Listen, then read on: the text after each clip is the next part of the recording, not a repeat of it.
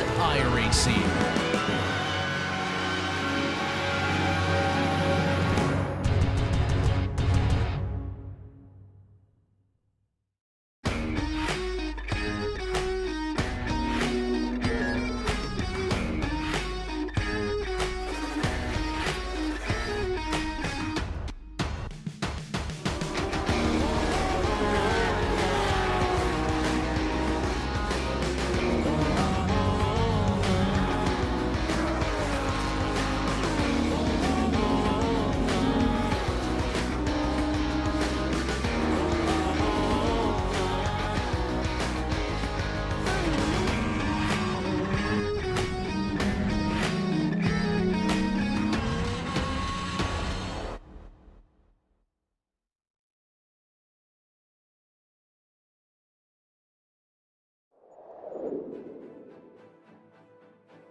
From the wide open spaces of COTA, it's going to be a shock to the system arriving here in Detroit. Stay away from the walls and keep it on the track, and hopefully you have a good finish as we get ready for round 9 of the Porsche Owners Club Series. And you'll see it all live here on the Global SimRacing Channel. Hi, I'm Joe Peak, and with me in the booth is Alex Goldschmidt. Behind the scenes is our director, Christian Duploy, and he's using cameras provided by Dougie Beard. Detroit's Grand Prix has since moved away from Belle Isle, so if you aren't familiar, let's head to our track guide for more. Welcome to the Belle Isle Street Circuit. Situated in a beautiful park on Belle Isle itself, it rests in the Detroit River, sandwiched between the Motor City and Canada. With it being in the far north of the Midwestern United States, as you'd expect, harsh winters make this a bone-jarringly bumpy track. The 14 narrow corners only add up to a mere 2.3 miles in length, but it can tend to feel like a lot more just from the sheer stress of keeping your car out of the walls. Runoff is non-existent in the majority of corners, so mistakes tend to be punished with race-ending damage. The dangers include the tight and twisty fountain section with its rapid-fire set of bends, and the frightening turns 12 and 13, which end the lap with 2 swift kinks. However, the most notorious spot on the track is the exit of Turn 2, made famous by collecting the Corvette pace car into its hungry walls one year. The first 2 turns are a quick chicane, so the extreme change of direction, plus the rise in the track as it crosses over a creek, means grip and balance can disappear in an instant. While the setup of the car can sometimes help lessen the annoyance of the bumps a little, what this place all comes down to is driver skill and daring. Precision will pay off with the close proximity of the barriers. While it isn't a stroll in the park for drivers, fans get to enjoy the beauty of the scenery, all while watching some of the most thrilling racing an American street course has to offer. As is apparent, this place is punishing, so I think survival is going to be job 1 tonight, Alex. Yeah, very, very true there, Joe. And of course, the undulation, the bumpiness of the circuit, tarmac changes as well. That's going to be another thing that the drivers are going to have to contend with here tonight at this, this circuit that has been around for so many years. I mean, it ran for the best part of 3 decades, ran IndyCar, ran IMSA WeatherTech, and yeah, it might be just under 2.4 miles, but these drivers are going to have minimal overtaking spots. You may mainly looking at turn 3, turn 7 as your best opportunities for maybe a late dive bomb, but everywhere else is pretty much going to be single file and just wait for opportunities to present themselves, really. Yeah, try to keep those mistakes away and hope that your rivals make a few. That might give you some chances. Now, before we get to the racing, we do want to give a mention to our sponsors, which includes Porsche. There is no substitute. Find out more at Porsche.com. And Top Gun MG, helping financial advisors be the best of the best. Contact them today at TopGunMG.com. That's TopGunMG.com. If we take a look at the championship, it is definitely still in Dylan Scott's favor. However, he did not take the win last round, finally had his streak broken, and Michael Bolton was not able to capitalize, unfortunately. Did not have a good race, so it's still a 25-point gap up to the top there. Dustin Heindel a ways back, another 26 back behind Michael Bolton. So it's looking pretty heavily in favor of Dylan at this stage, but he does have to bring it home in this latter stage of the season. Federico Del Toro, though, has certainly shown up to have some fun as he took a second place last round and has boosted himself back up to fourth. We'll see if he can keep that momentum going as he is looking fast tonight. But that's just the GT3 standings. Alex, why don't we take a look at the GT4s as well? Yeah, well, it's a 40-point advantage that Christopher Marciniak has with this and another 3 more rounds to go, ahead of Jim Garamani, who's currently rounding out the top 2. John Mamea, a further 11 points adrift, with Larry Haas rounding out the top 4. Alan Watts also battling away with Larry in the battle for P4 in the standings. A further 7 points adrift, and it's looking really close between 4th and 6th because Adam Abrams is a further 2 points adrift down in P6. Matthew Hollander and Doug Boccagioni also rounds out the standings for our Cayman GT4 racers here. As for the race itself, this is going to be your standard format that they have for this series. Round 9 sees a 40-minute sprint with 2 classes on the track, the Porsche GT3s and the Porsche GT4s, and they have a 50% fuel tank capacity, which means they will be forced to need a pit stop during the race. They have 2 spare cars waiting for them, and I'm pretty sure we're going to have a lot of drivers that will need them today. So no doubt we'll see a few drivers having to pick those up during their pit stop. But you have to try and make sure that you don't get that damage before you need to get to that pit stop and are in that fuel window, or else you're making an extra visit down to pit lane. We are in the midst of qualifying, and I think we just about have 1 minute left. It does look like it's pretty firmly in the hands of Federico Del Toro for the GT3 pole, and then Marciniak as well is looking very comfortable down in the GT4s. Yeah, Marciniak about half a second quicker than Jim Garamani. We've only got 3 Cayman GT4s, about 50% of the grid that we had back at COTA last time out. But a very interesting thing you said there about the fuel tank level, as always, Joe.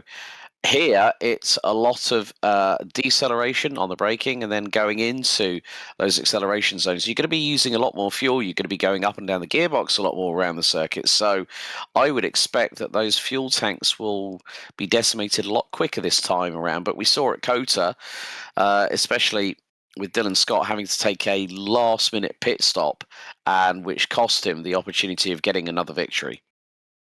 Yeah, exactly. And let's not forget that they do have full course yellows in this series. Now, it's a bit of a unique feature because it is triggered automatically depending on how many incident points happen on the first lap. And that's every car added up together, all of their incident points. If it reaches a threshold, it'll automatically be thrown by a third-party system that the league is employing. As we take a look at the starting order, hopefully we won't get that yellow.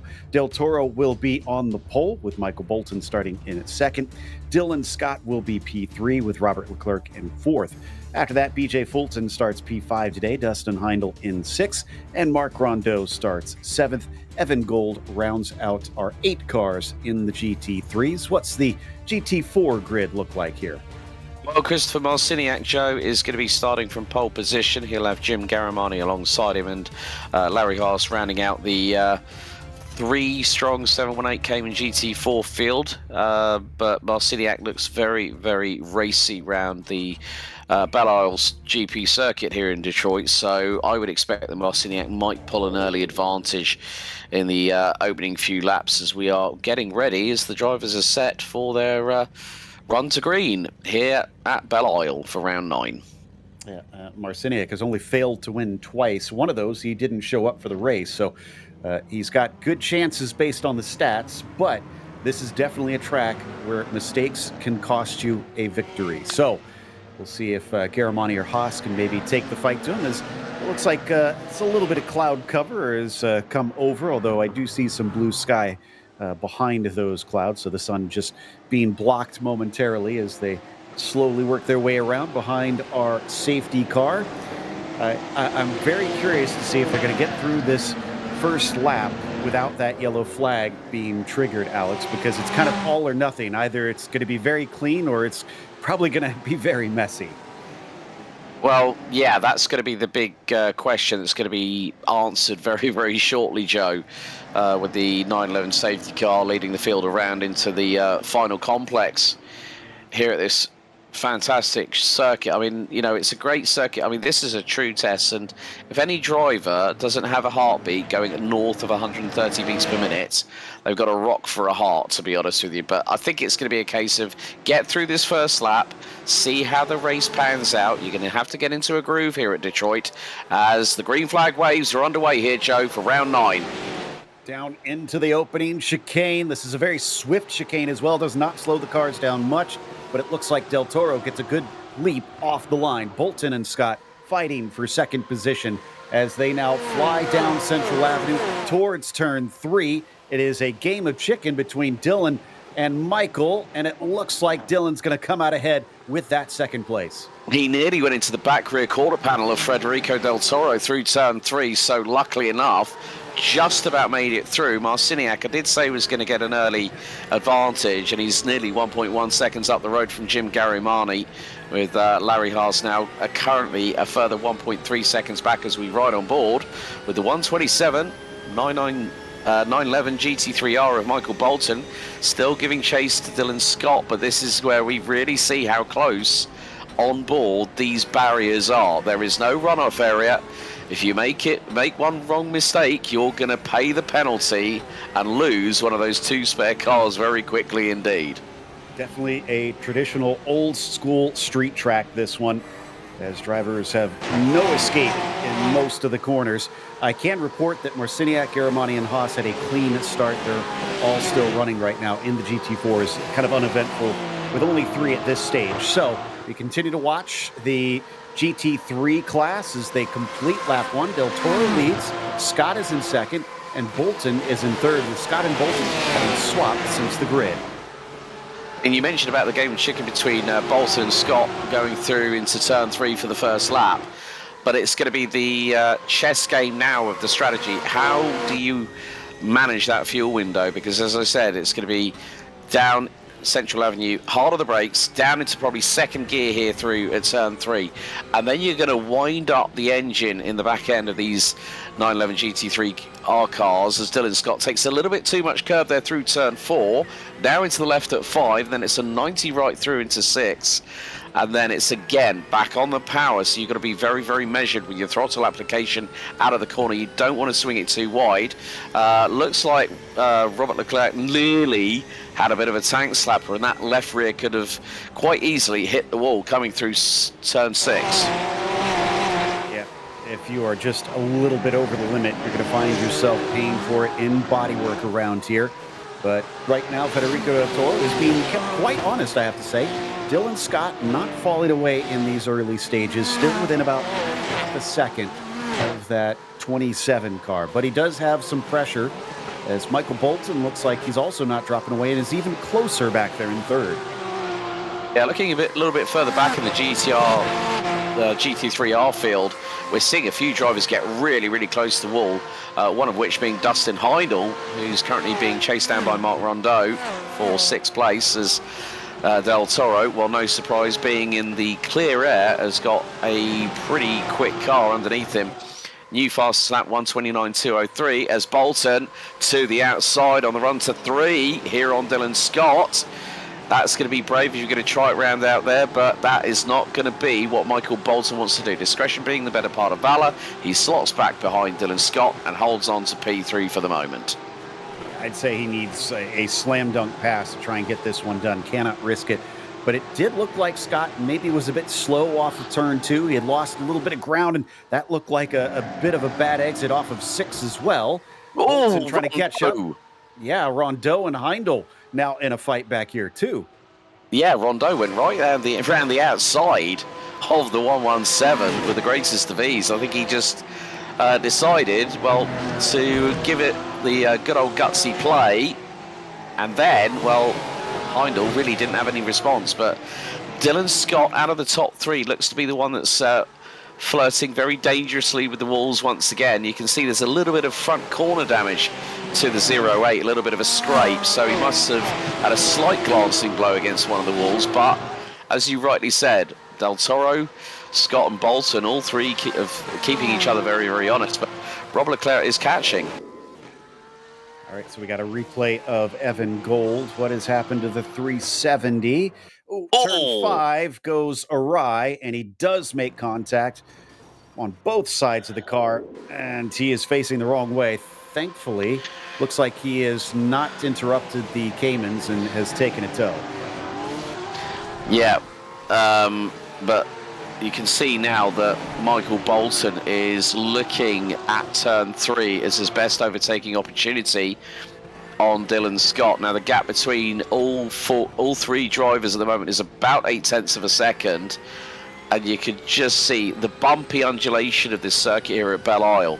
You know, coming through that corner they just went through there, that again just shows that when you're trying to apply that traction on the rear end, the car is just the rebound rate on the suspension is just quite significant. This is not an easy circuit. And now Scott really closing in on Del Toro, gap under 0.2. Scott is teeing up a move, I think, here as we're about to come out of turn 11. Del Toro and Scott. Oh well, Scott's got a good run coming out of 11. Is he going to set it up the inside here at 12? No, he thinks better of it. And Michael Bolton late on the brakes to close in on the rear end of the 08 as we come out of turn 13. Scott took a ton of curb there at turn 12. He's got to be careful. If you bound the car around too much, it could spit you right into the wall. And I think you're right. It's not just the fact that the walls are so close. It is these bumps that make it so diabolical. Not a good run for Scott. Here comes Bolton with another chance. This time around the outside coming up to turn 3. Last time he tried that, it did not work and he backed out of it. And it's going to repeat all over again. Yeah, meantime, keep your eyes on Rob Leclerc in 4th place. He is catching, and he's just put the fastest lap of the race in, 1:29.154 for the 7:10. So this is going to be very much a, possibly more than likely a quartet that will battle it out for the victory. But everyone so far, apart from, unfortunately, Evan Gold, who looks to be in the pits for a very, very long time. But Bolton again, really closing in on the rear diffuser of Dylan Scott for that 2nd place. I mean, Bolton has tried inside at turn 3, outside at turn 3. I think if he can put the frighteners on Dylan Scott down that long run down Central Avenue out of turn 2, then that will be his best opportunity to dive to the inside. But he takes a massive wallop of curb as Mr. Bolton, and then loses a bit more time. Gap between him and Dylan Scott now opens up to just over 0.6 of a second. And again, how close these drivers have been to the walls. But there is Christopher Marciniak, who's now got nearly a 2-second lead over Jim Garamani. And Larry Haas is going to secure points. That's going to be quite crucial. Let's not forget that there are, out of these 12 rounds, I think there's 4 drops this season here, Joe. So at least at the end of the day, if you can get some consistent run of points, that's going to help you in terms of a title push for either GT3R or GT4. Double checked, it is 2 dropped events over the course of the season. So not quite up to the 4, but yeah, it's there is a bit of a safety net in that realm. And Marciniak trying to build up that safety net, it looks like. Although I'm a bit surprised. I thought he would have gapped Garamani a bit more based on what we had seen in the past with the pace of Marciniak. I wonder if he's just kind of running it at 95% so that he doesn't make a silly mistake out there. Yeah, I think it's playing the numbers game here, Joe. You want to make sure that you want to make sure that you bag those points, and sometimes you want to be 90%, 95%, and this might give a little bit of light at the end of the tunnel maybe for Jim Garamani. I mean, we're seeing speeds of over 130 miles an hour at full flights in these 718 Cayman GT4s. I mean, Jim Garamani there on the telemetry showing nearly 140 miles an hour at full pace before going hard on the brakes. And he is closing in on Jim Garamani. The gap is about half a second or so. But it is the case that Marciniak has track advantage as another... Whoa! Federico Del Toro is absolutely flying. New fastest lap, 1:28.356. And he's got a gap of 1.2 seconds between himself and Dylan Scott, who is again coming under fire from Michael Bolton. Here's a replay. Rob Leclerc is going to find out the hard way. Spins it around in the 710. Narrowly avoids the barriers. And a little love tap and loses the rear wing. And he is down 7th in the class, so no aero on the back of that car, I'm afraid. That's really a shame. He was getting so close to this fight. A little mistake, like we have seen now illustrated, just has dire consequences, unfortunately. So Bolton still on Scott, even though the two of them seem to be losing Del Toro, who has been picking up lap after lap. Bolton, nothing doing there. And again, look at how much curb he is willing to take. Both he and Scott have been flirting with disaster at times. Yeah, well, both right side wheels were up in the air. And again, Bolton is just using those curbs to really help the car rotate through the corners. But it is a bit of throwing caution to the wind by the 127 as Jim Garamani. Now, this is down Central Avenue on the run down to turn number 3. Garamani now within that half a second window is going to use Marciniak as a yardstick. Gap now dips under 4/10 for the briefest of moments as they now head into the complex here at 4, 5 and 6. But I think Garamani's just enjoying staying behind Marciniak because there's every opportunity either in GT3 or GT4 in this league where one mistake by somebody, you could be at the front end of the field, and we've seen it before, not just this season, Joe, but over a multitude of the Porsche Owner Club Sim Racing League, where drivers who have been at the front end of the field have dropped the ball, and it's cost them big time. Exactly. And Garamani knows that. He managed to get a win earlier on in this season. Right now, though, he's stuck behind Marciniak. And if Marciniak is backing off and not going at full tilt, I almost wonder if he does need to pick it up a little bit. Like you said, he has that track position, but for him being caught by Garamani, that to me says maybe he's too slow right now. I think he's just playing the percentages game, but he can't wallop the curves like he just did just then. And that was, I think, coming out of turn 12. So he's got to be very, very careful because one unsettling wrong maneuver through a set of curbing, and that will pinball the car into the other side of the circuit, and then you're going to find the barriers, and then we're going to see exactly what happens, how long they end up in pit lane. Of course, as we all know, 2 spare cars for each of the drivers. But still, I mean, my eyes have not stayed away from the distance between Dylan Scott and Michael Bolton in that battle for P2 in GT3. That is really heating up. I mean, they're starting to close the gap ever so slightly to Federico Del Toro at the front of the field. I mean, the gap's now down to about 1.4 seconds. But Garamani really starting to bring the fight to Marciniak, who is, at this point, I think he's just on a bit of cruise control at the moment, is the number 35. Does feel like that. We don't typically see Garamani be able to outpace Christopher, but today he's been doing an awesome job of that, and I'm sure he's well aware that this is a great chance to try and use that to his advantage. If he puts that pressure on, can he get him to crack, or will it be Dylan Scott that cracks, as once again Michael Bolton is hot on his heels but can't do anything down into turn 7. I have noticed that it seems like the exit of 2 and the exit of 6 have been just a little bit stronger for Michael each lap. Yeah, I mean, it seems like Dylan's unable to get the traction down quick enough, and Michael's able to respond because he's got Dylan in his crosshairs at the moment. You can just see how close that gap is between the pair. It's around about 2 to 3 car lengths as we ride back on board with Michael. And just hearing that flat 6 engine run through the rev range, 5th gear, over the line, into turn 1, then down to 3rd gear, and then you can hear the throttle inputs from Michael at this point, very close to the wall of the right-hand side coming out of 2. That gap is we're gonna hopefully see that overspeed very, very soon. And now Michael coming into turn 3. There's Larry Haas just in front. So first bit of back marker traffic. I thought it might be within sort of the first 15 to 20 minutes that we would have this. So Larry Haas will have the oh, well, this is not going to bode well because that's Garamani, and Garamani lost a big amount of time, and now this is backing up the GT3 field, and Dylan Scott is right on the back of Del Toro. For the lead, Dylan Scott now has a chance to maybe sneak by. Instead of being on the defense, he's on the attack. Oh, and he makes contact. Coming down into the corner, that opens him up wide, and Bolton sneaks through.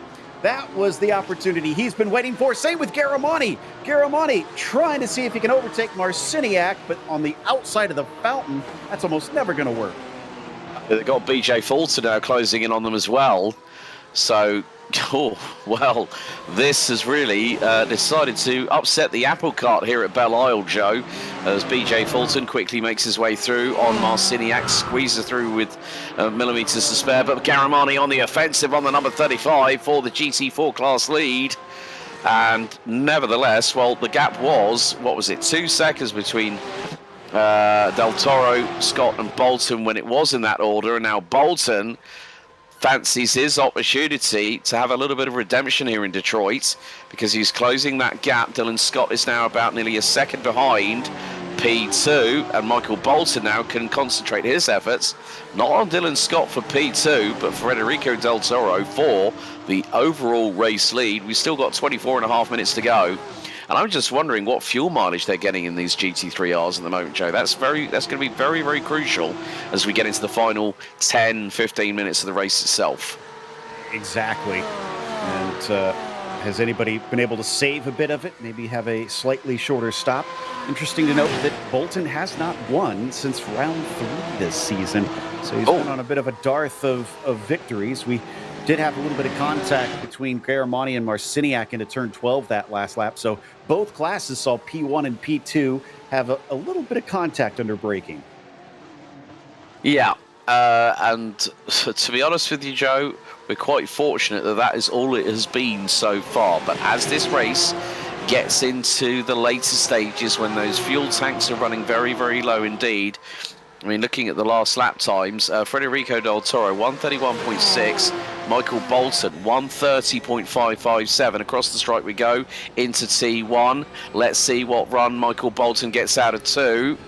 Gap is 3/10. When we get to about a third of the way down this Central Avenue, we should see the overspeed coming for Michael Bolton. He's going to look to the inside, but he's done that trick before on Dylan Scott, and now, oh well, Del Toro lost a little bit of time there. Bolton weaving from side to side as Christopher Marciniak comes into pit lane in GT4, which means that Jim Garamani now takes the GT4 class lead with just under 23 minutes remaining. Interesting, not even making it to halfway, and I'm checking, I don't see Marciniak having taken the spare car, so it's not due to damage. Not sure why he's choosing to do this. This does free up Garamani as well, if he felt like he has more speed. Speaking of which, I get the sense that Bolton is the quickest of these three, the way that his last few laps have been going. Definitely. Dylan Scott losing a little bit of time, about 0.6 of a second to the man in P2. So, and also Michael Bolton was quickly on the flashes saying to Federico Del Toro, don't forget about me, I'm behind you now, not Dylan. So I'm the next problem you've got to worry about. So Federico Del Toro has got to have his head on a swivel, and he's got to react. And he was so close to the wall. Was that a potential slowdown penalty? Bolton to the lead. I don't know about a slowdown, but I think he had to lift to avoid to getting into the wall there. Del Toro finding himself with a small mistake, costing him the lead. Dylan Scott could even demote him, but no, now Dylan has his issues off of turn 2. Bolton from 3rd to 1st in just a couple laps. Yeah, meantime, whilst that's been happening, Mark Rondeau has just gone into pit road, Joe, so whether he's deciding on a little bit of an undercut strategy here, maybe to get himself as high up the order as possible, and that's at the 21.5 minute mark. So these drivers are really, I mean, this is a very, very physically and mentally taxing circuit. You know, as I said, you've got to be, oh, and there was a glance on the wall. That was Dylan Scott. I saw a little bit of dust kick up. And maybe he's clipped the left rear quarter panel on that outside wall. So he's very, very lucky if he got away with that one coming out of turn 6. But again, now Bolton is bolting away into the distance. He's 1.1 seconds up the road. And Federico Del Toro making a couple of slight unforced errors, I see. Not expecting that today, if I'm honest. But Del Toro is going to try to make up for it. He's still about 1.2 seconds back, so not impossible to get back into this fight. Also, after Rondeau pitted, he came out just ahead of Leclerc, and I'm not sure how far back Robert was before the pit stop, but it was a good thing Mark pitted when he did, because that has turned into a close fight for 6. In fact, we're going to take a look at it right here down in turn 7 with Mark going on the defensive, Robert fully alongside, deeper on the brakes, but he's got to make the corner. Both of them just about running into the barrier.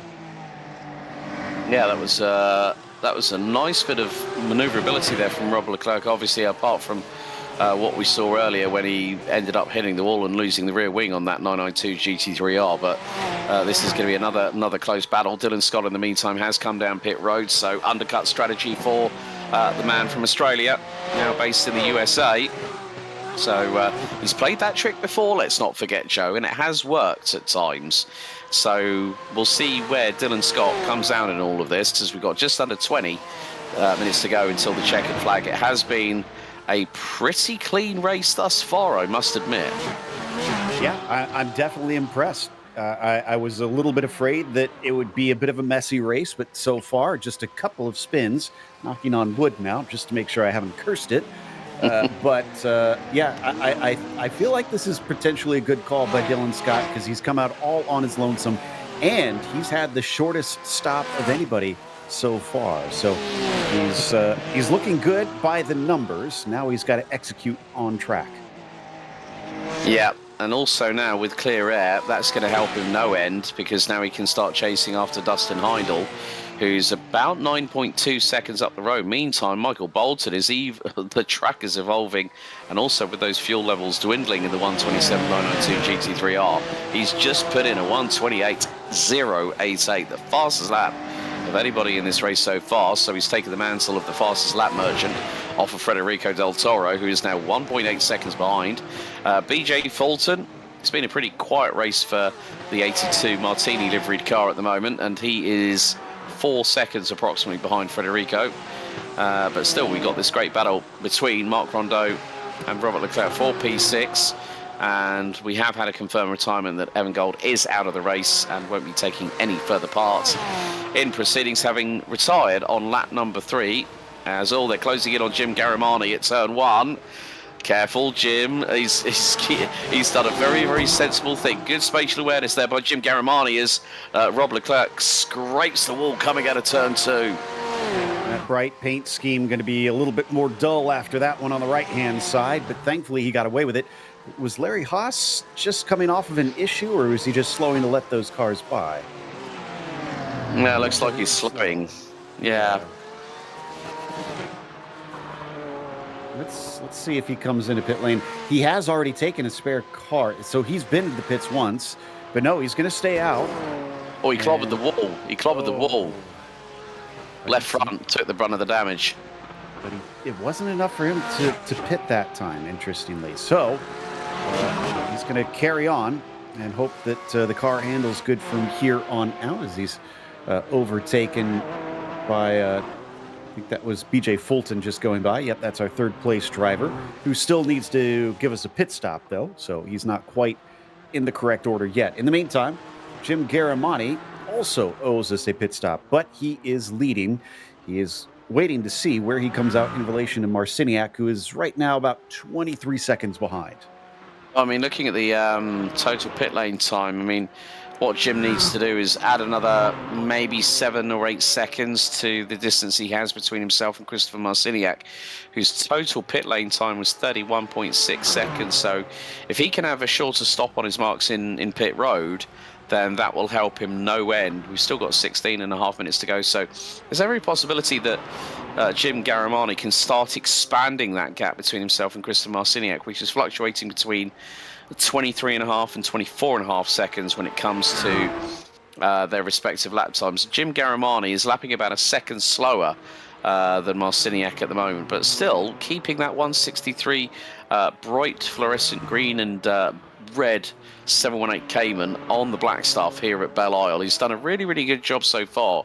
And now, here we go. Michael Bolton pits from the lead. So Del Toro back in front. Dylan Scott at the moment has been eating into the gap between himself and Dustin Heindel. Last time around took 1.2 seconds out of him. So you can tell that Dylan Scott is on a qualifying style push. And this is going to put him ahead, I would think, of Michael Bolton, possibly. No, not quite. Oh, well, Michael Bolton did the undercut maneuver on Dylan Scott, who's normally a specialist at that. And what's more, Joe, despite Michael Bolton only being 0.2 of a second on his marks more, exactly the same pit lane time, transfer in and out and on your marks, exactly the same as Dylan Scott, 29.3 seconds. So now it's down to Del Toro, Fulton and Heindel. When are they going to pit and where will they come out in all of this? That's the big question that needs to be answered now. One thing that's telling to me is that Bolton's fastest lap is a 28 flat, Scott's a 28.6, and Dylan hit that fastest lap on that lap that Bolton had pitted. So it just wasn't enough. That explains the distance between them, unfortunately. Lap traffic could play a part. Bolton losing a lot of time, but Dylan Scott still unable to close it down enough that he is within reach.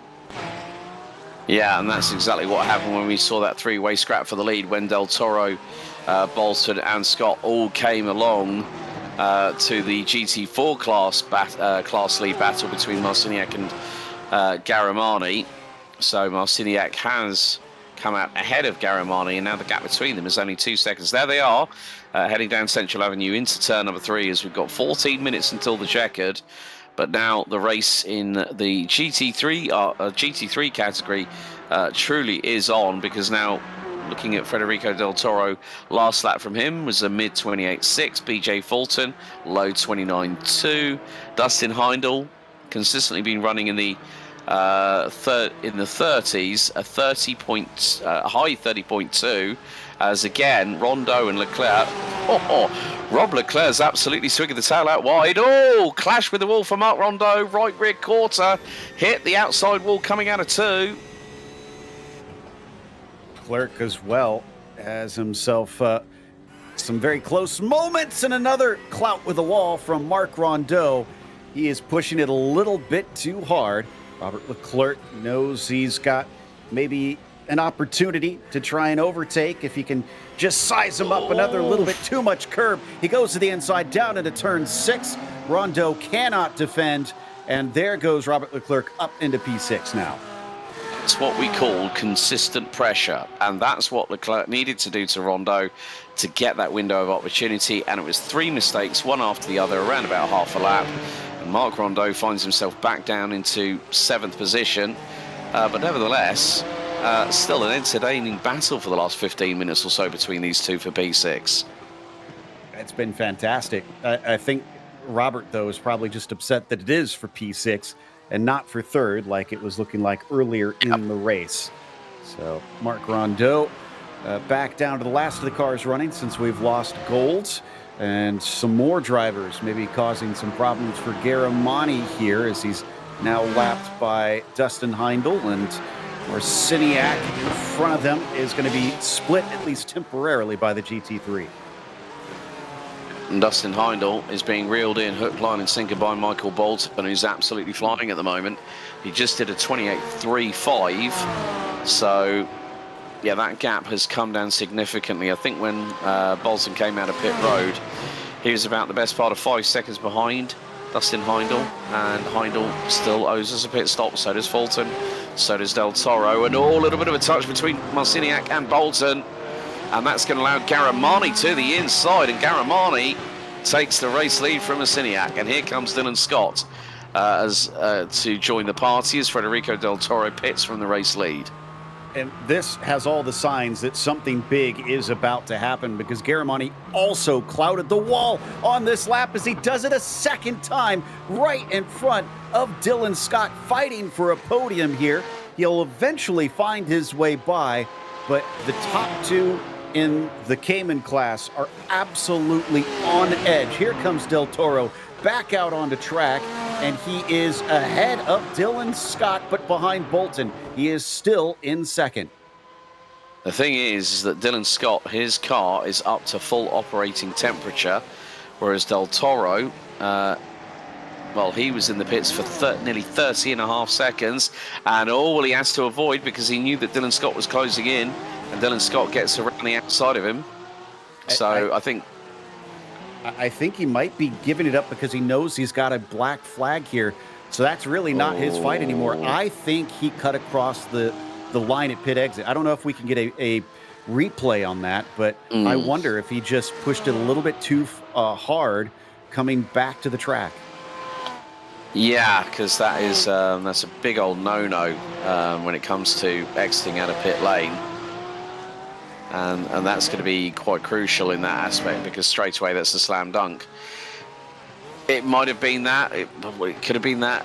I don't know if he sped through the pit lane, because that would have also been a black flag penalty as well if he didn't hit the anchors hard enough, or didn't hit the pit lane limiter when he got down off the air jacks. It can happen, as Marciniak so close to the wall again. I mean, yeah, these paint liveries are going to look a little bit second-hand if they keep on glancing the walls like they have been, as we've got 9 minutes and 40 to go. Meantime, BJ Fulton at the minute is now leading the race, the number 82. He started a little bit further down the order, but he's 19 seconds ahead of Bolton. So the way things should pan out, when Fulton pits here, Joe, this should then mean that Bolton will end up in the race lead with just single digits on the minutes left to go. I don't think he's going to return in the lead, but because of Del Toro serving his penalty, I'm pretty sure this means BJ is on for a potential podium when he pits and comes back out, if he has a normal pit stop. So far, I'm seeing between 8 and 9 seconds for a typical stop for most of our drivers. This is down into 12 and 13 here. Double apex right-hander can be a little bit tricky.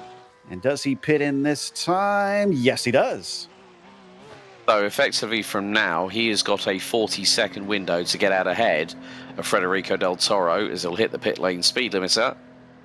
And we'll see how this goes for BJ Fulton. And, well, looking at the times, lowest pit stop for the GT3s was Dustin Heindel, 8 seconds. So Bolton's going to come through. He'll take back the race lead with the 8 1/4 minutes left on the timer. And then Dylan Scott is going to come through. Yeah. And that was 8.1 seconds. BJ Fulton has just jumped Dylan Scott. And he came through the pit lane. Total transit time, including fueling, 28.2 seconds. Well played, BJ Fulton. It was right at the edge of it. He is about 3/10 ahead. So if he was 3/10 stationary, he would not be in front of Dylan Scott right now, who has an accident and finds himself hitting the wall out of turn 4. Car rights itself, and he gets going once again. But now the 08 is wounded. Yeah, there's a lot of front-end damage to that 992 GT3R, I'm afraid. And it was just, he saw the opportunity, and I think it was just a bit too much travel on the throttle pedal, and it spun him around. I mean, that front end is an absolute mess. That could... we've got another replay here. Now, this is Federico Del Toro. And there it is, 2 wheels across the line on pit exit. You were spot on, Joe. That's why you got the black flag. He's going to be kicking himself, because it definitely would have been at least a 3rd place after Dylan Scott's accident. But he has to make up 13 seconds in 6 minutes. And it doesn't look like Dylan is that massively off the pace. He might just be backing it off a little bit. We'll see what his next lap looks like time-wise once he cycles back around, and if he's lost too much. But it is Michael Bolton who is leading, charged his way to the front after losing that 2nd place since the start. Here's what happened with Dylan Scott. I'm kind of curious if this is, just a little bit too much speed. Car got loose, and that's all she wrote. He's lucky didn't lose the rear wing on that 992 GT3R, so he was a very, very lucky man. And again, he's still throwing caution to the wind. He wants to try and close that gap to BJ Fulton, but with 6 minutes to go, a 6.3 second disadvantage, it's not going to be of any help. Meantime, however, Robert Leclerc is closing in on Dustin Heindel, and this is the battle for P5 overall. Of course, Robert was running behind the likes of Michael Bolton and Federico Del Toro early doors before his unfortunate incident early in the race that meant that he lost the rear wing. But nice little bit of a comeback here from Robert in the 710 entry. Yeah, he's only 2 down from where he started this race, so it's not going to be a massive loss. It's just kind of a case of what could have been, I suppose, for him. He has looked quite a bit quicker than Heindel, but he's got to keep it together as he overshoots the entry down into turn 7 that time. Those are the sort of mistakes he's got to avoid here in these last few laps.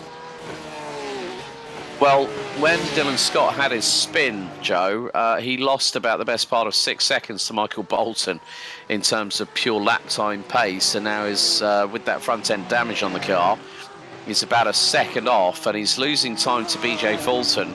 BJ actually the quickest out of the top 3 with a 1:28.1 flat as we head into the final 5 minutes, and still Robert Leclerc still trying to chase down Dustin Heindel as he fires it through at 3rd gear, now accelerates out of turn 2 at full velocity, gets very close to the wall again with that right rear quarter, but the gap between them is starting to stabilise a little bit here, around about 1.6 seconds as they go down Central Avenue and head into the right-hander here at 3.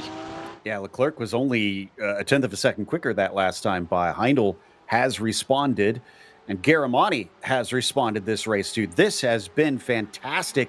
Usually, like I said, he doesn't seem to have the measure of Marciniak, but today, I even though he was helped a little bit by traffic, you consider how much he was pressurizing him earlier, Jim Garamani has shown he's quite good at this track.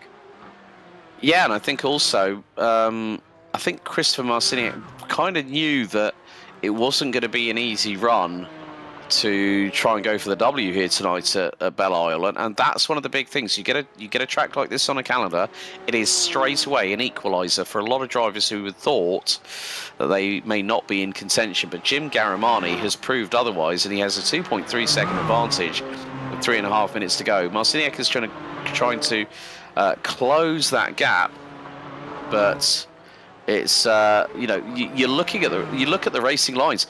Garamani is quite interestingly not taking the curbs like everybody else is. He's swinging the car out a little bit wider, glances the wall there coming out of the corner, but I think it's just the way that he's entering and exiting corners. He's throwing it a little bit more wildly as here goes Robert Leclerc. Looks like Dustin Heindel had a moment through into turn 3 down Central Avenue. Leclerc shows his nose, waits for his next opportunity. Not quite there yet. I do like that Dustin Heindel is really responding well and making it a lot harder here for Leclerc to try and make that move, although he's a little bit off the apex coming down through 5. Can't afford that here through 6. You need that run down the strand. And as they accelerate away, you can see the sparks as he just glances the wall coming off the corner. Still, I think he was good enough. It's going to take a massive send from the 710 to try and make this pass, and a defense from Heindel makes it even harder. And that's the thing when you're going into the very close quarter complex here at turn 7 to 11, and you're literally millimeters from the wall on the outside. You know, it's a barrage of lefts and then it's a right that finally ends the complex. But look at the run that Leclerc gets coming out of T11. I think he nearly caught Heindel by surprise there as they now fire their way through into the double right here at turn 12 and 13. And Leclerc loses a little bit of momentum hitting that inside curb. But can he start to sort of gather it up now as they go across the line? So we're probably going to have, I think, maybe a couple of laps remaining here, Joe. But Leclerc, look at how close he is to Heindel coming out of turn 2. Loses a little bit on exit, but now the speed builds, 130 miles an hour. And here comes the overspeed. He might have a chance on the last lap if he really puts that final sector together. But at the moment, Heindel is looking very, very good indeed for finishing 5th at the checkered. You said it at the top of the show. This is a place where it is very tough to pass. And Dustin Heindel just doing everything right at the moment. So, yeah, time is running out for the 710 if he wants to take that P5. In the meantime, it is going to be white flag for Michael Bolton as he's just heading to that start-finish line. 1 lap to go. And same deal here for these two next time they come around, unless they get caught by Michael. I don't think he's quite near enough, but look at Marciniak. He is suddenly right there behind the 163. Well, Jim Garamani lost 1.3 seconds on that previous lap. So And it will be down to traffic. And the main thing is now Garamani's got to make that back end of that 718 Cayman GT4 wider than an articulated lorry on the highway. He's got to do everything that he can. Just keep Marciniak at bay. Just stay on the racing line. Don't go too hell for leather, and keep it on the black stuff. That's going to be the big thing. But he doesn't want to exit corners like that. That is going to lose him time, because Garamani is finding pace by staying on the traditional racing line, whereas Garamani is staying off those curbs. And Marciniak, well, he's just lost time through one curb, but on the next one he brings it back together, and now they're really very much on the case. But final lap for the 127. What a run by Michael Bolton. Didn't get pole position in qualifying, but he's put a perfect race together here at Belle Isle. It's been so many rounds since he's seen the top step. He's going to be so happy to do it, especially at a track as difficult as this one. As the 127 brings it around the final corner, victory awaits here at Belle Isle for Michael Bolton in round 9 of the Porsche Owners Club Series. BJ Fulton will get himself a well-earned second place, and Dylan Scott, against some of the odds here, comes home with a slightly damaged car with a podium. Yeah, and then we still got to wait for the rest of our GT3 field. There's Federico Del Toro. Could have been a very different day for the number 27. He's going to bring it across the line in 4th. I'm very interested to see what's happening with our Cayman drivers. Jim Garamani has held on, and now the gap is expanding. I think Marciniak knows it's game over. Garamani has done an absolutely stellar job, took full advantage of traffic when GT3 leading traffic came up to them. I think it was, 14 minutes into the race itself. Mark Rondo will be the last of our GT3R finishers, but Jim Garamani coming through the infield section at turn 7 to 11 for the final time. And Marciniak at one point, well, could have had an opportunity to get through for that race lead. Just a handful of corners to go. Out of turn 11 for the final time. Garamani has 12, 13 and 14 to negotiate. Stays off the curves like he's done all night long. And Jim Garamani will power his way out of turn number 14. And best, Christopher Marciniak here at Belle Isle in GT4s. What a win for the 163.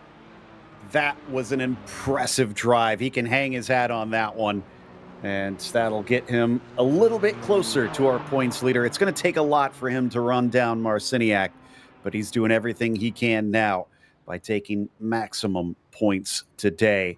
Well done to that 163 driver. Our overall results, though, sees Michael Bolton your victor, and it was about 3 seconds over BJ Fulton in the end. Despite that not sounding like a big gap, that was an impressive drive from Bolton, having to make the passes to get up to that top spot. Dylan Scott was P3, as Federico Del Toro will be kicking himself for some simple mistakes that were costly in the end. It was Dustin Heindel in 5th spot, Robert Leclerc in 6th, and then Mark Rondeau P7, as Evan Gold rounds out our GT3 field. I'll just wrap them up here as you've got Jim Garamani taking the win in the GT4s, Christopher Marciniak having to settle for second. Larry Haas does manage to bring it home a lap down, sitting in 3rd. So podium for him today as well. Looks like we got Michael Bolton ready to chat with us. So let's have a little talk with our winner. Michael, it's been since round 3 since we've seen you on the top step. Welcome back. Thank you, Joe. It's good to be back. I know last week we had a little bit of a AWS internet situation, but yeah, this one feels really good after having such a positive result last week, turned into a DNF. So, no doubt, and especially in such difficult conditions. This is a track that is known to gobble up cars, and you not only managed to avoid that, but you did it while having to make overtakes for the lead. Yeah, I feel like this track was designed for hamsters to some degree. It's a super fun track with the boys in the POC. I think we had a lot of good battles, and everybody kept it, very clean. So I always love to see that. And no yellow flag this time, so there's another win. I was impressed by that too. I thought that you guys were likely to have that on on the first lap. So can you ride this high? What are you thinking about going off to Silverstone? Because I don't think it shares a whole lot with this track. I love Silverstone. I love going there. I know these guys are going to bring everything that they have. I mean, even this track, going, side by side into turn 2 and 3 with Dylan, trying to overtake. It's just so tough to overtake here. So I know there's going to be some more passing opportunities at Silverstone. So I'm looking forward to that. And hopefully we can all put on a good show. But yeah, thank you guys. And big shout out to my lovely wife, Gabby, and my family back home and family out here. And yeah, thanks to GSRC and POC. Thank you guys. Was Michael Bolton bringing home a victory. I believe his third of the season with that one here at Detroit. We do have our second place finisher and also our hardest charger of the race up 3 spots. Alex has caught up with BJ Fulton. Well, BJ, what a heck of an undercut strategy that was in the final moments of this race. How are you feeling after that one, starting 5th and ending up a few seconds behind our winner Michael Bolton here tonight? Feel pretty good about it. I feel a little bit lucky. I have the iRace control or iRacing stewards to thank for the penalty on Federico that got me into that podium. And then I'm not sure what happened to Dylan after I came out from the pits right in front of him. Yeah, it was a hard fought race, and I was just trying to hang in there and not damage my car. Yeah, I think, Dylan got the short end of the stick. I mean, you came out of pit lane, he was right on your rear wing, and then all of a sudden through turn 4, just lost the back end, and it all went completely wrong for him. But yeah, that's still a good haul of points around a very difficult track here at Belle Isle. Yeah, and I didn't get a lot of practice in this week either. So, like I said, I was just trying to survive, keep it clean, and I got a little lucky to help me out. Well, next time out, BJ, we go to the home of British Motorsport, Silverstone. How do you fancy your chances around that particular circuit? Because that is going to be fast and frantic, I'm sure. Yeah, that's one of my favorite tracks. I'm really good there, so I'm hoping for a good result. Hopefully I can qualify a little bit better that time, so I don't have to claw my way up the field. Well done tonight, BJ. Before we let you go, anyone you'd like to give a shout-out to? Yeah, let me just thank my wife for letting me put in the time and effort it takes to be good in this league, and being understanding with all my time on the sim over the weeks. Fantastic. Thanks a lot, BJ. We'll see you next time out for round 10 at Silverstone. Thanks. Well, good to catch up with BJ Fulton, and I think, Joe, you're standing by with Jim Garamani, who finally picks up a win in GT4. Yeah, his second of the season. Jim, I think the thing that impressed us the most here is that usually we don't see you outpacing Christopher, but today this was raw pace that you beat him on. I think I used a couple of the GT cars as a pick, and I was able to get by him when he had to move over for them. So that was my key move right there. We noticed that got me ahead of him. Yeah. How was it dealing with the traffic? Because at times it did look to get a little sketchy. It is tight. I mean, it's like super tight, and you got to communicate with everybody to get by. Otherwise, it piles up. And we got to watch out because we're the slower car, so we really got to look for them coming at us at a fast pace. I'm sure that's difficult having to watch the beer while you're also trying to hit your own lines. But you also took a much later stop than Marciniak. When the pit stops were over, I think you came out behind him, didn't you? Yes, I came out behind him, but I was kind of thinking that heavier fuel load, keep more weight on the front of my car for the towards the end of the race. And I think that helped me out a lot. Well, it was very slick out there.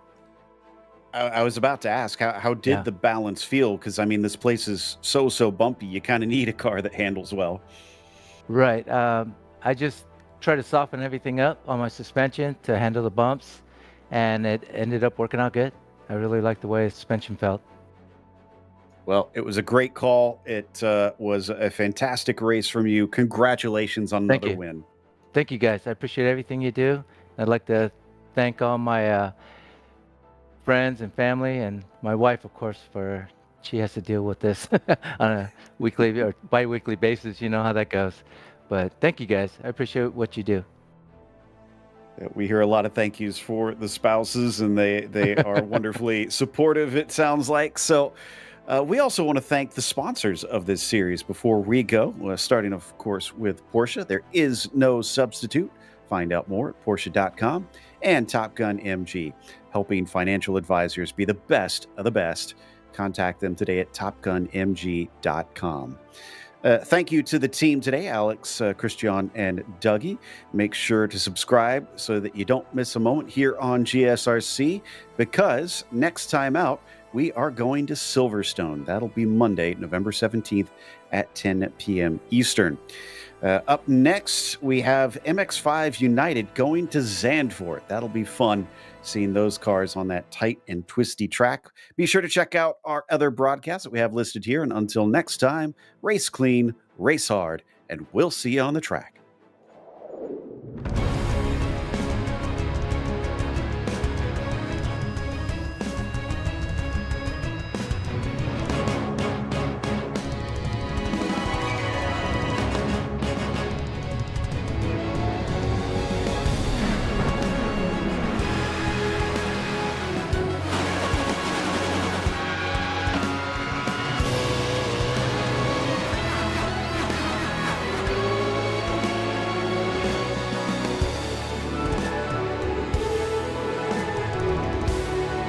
This is iRacing.